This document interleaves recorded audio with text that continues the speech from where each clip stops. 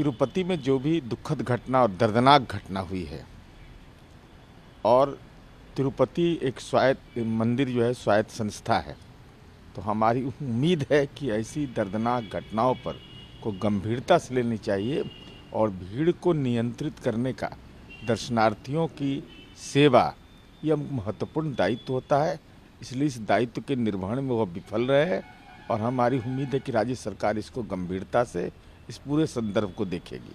दिल्ली में चुनाव है, अरविंद केजरीवाल के लिए इंडिया अलायंस की रैली होने वाली है, लेकिन कांग्रेस ने अपने आप को अलग कर लिया है। देखिए, ये तो उनका आंतरिक मामला है, लेकिन कांग्रेस पार्टी द्वंद्व की स्थिति में रहती है कि भ्रष्टाचार के माध्यम से सेकुलरिज्म की रक्षा करे कि परिवारवाद के माध्यम से रक्षा करें। तो इस ऊहापोह में दिल्ली में विधानसभा चुनाव में कांग्रेस पार्टी है। लड़ना किससे है, लड़ाई किससे लड़े, ये तय करने में की रणनीति में बिल्कुल कांग्रेस असफल रही है। और यही कारण है कि भ्रष्टाचारियों और परिवारवादियों से राजनीतिक समझौता करने के कारण कांग्रेस पार्टी का जनाधार लगातार सिकुड़ता चला गया। तेजस्वी कहते हैं कि इंडिया अलायंस केवल लोकसभा तक, विधानसभा कोई रिश्ता नहीं है। देखिए, माननीय तेजस्वी यादव जी, आप 3 में है कि 13 में है? अरे, इंडिया अलायंस तो उसी दिन खत्म हो गया था जिस दिन नीतीश कुमार जी जो उसके जनक थे उन्होंने उसको छोड़ दिया।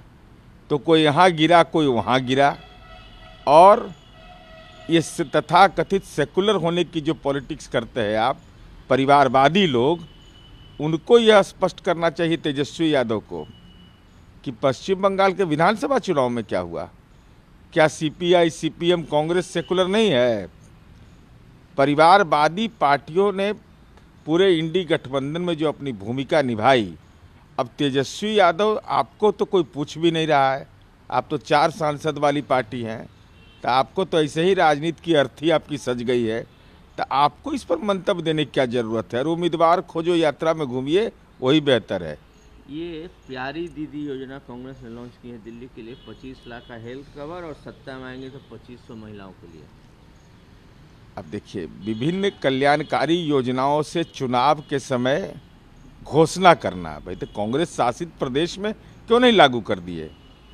अरे, महिला सशक्तिकरण में तो रोल मॉडल बिहार है, जिसने उस बेटियों की मां को पहले घर से निकाला, पंचायती राज के अंदर आरक्षण दिया, सामाजिक जड़ता पर प्रहार किया, उसके बाद बेटियों का सशक्तिकरण किया। आज हर थाने में बिहार की बेटी इंसास और AK-47 लेके मिलती है, जो देश में कहीं नहीं है। तो चुनाव के समय इनको महिला याद पड़ता है, तो उससे कुछ लाभ होना है। अशोक गहलोत कहते हैं कि दिल्ली में सबसे बड़ा मेरा जो दुश्मन है, पॉलिटिकल दुश्मन, वो कांग्रेस, आम आदमी पार्टी है। ये कैसा अलायंस है? नहीं, इंडिया अलायंस नाम का जो राजनीतिक संदर्भ है ना, उसकी कोई उपयोगिता नहीं है। कोई यहाँ गिरा, कोई वहाँ गिरा, आपाधापी मचा हुआ है। चूँकि एनडीए से मुकाबला है, तो एनडीए के सामने ये लोग टिक नहीं पाते हैं, तो अपने बीच के अंतर्द्वंद को ही ये प्रकट करते हैं।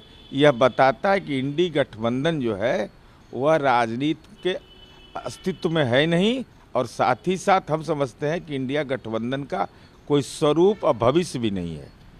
रमेश बिधूड़ी का जो बयान आया था, तो प्रियंका गांधी ने कहा कि कभी अपना जो गाल है उसको क्यों नहीं बोलते? रमेश बिधूड़ी काफ़ी हाईली ऑब्जेक्शनेबल है। देखिए, माननीय रमेश बिधूड़ी का बयान बिल्कुल ही आपत्तिजनक है।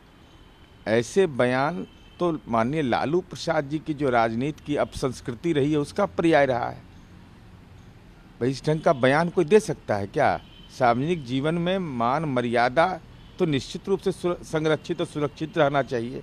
तो जब आरोप आपने इस ढंग के लगाए हैं, तो सुनना तो रमेश बिधूड़ी जी आपको पड़ेगा।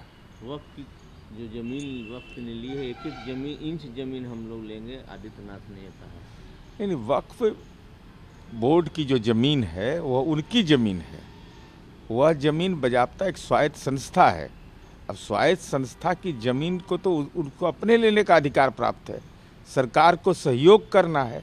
और बिहार ने वक्फ की संपत्ति में वक्फ विकास बोर्ड बना करके जो 100 करोड़ का आवंटन किया, अंजुमन इस्लामिया हॉल देख लीजिए, सेकुलर समय का अंजुमन इस्लामिया हॉल, परिवारवादियों का अंजुमन इस्लामिया हॉल, और आज का पटना का अंजुमन इस्लामिया हॉल काबिले गौर है।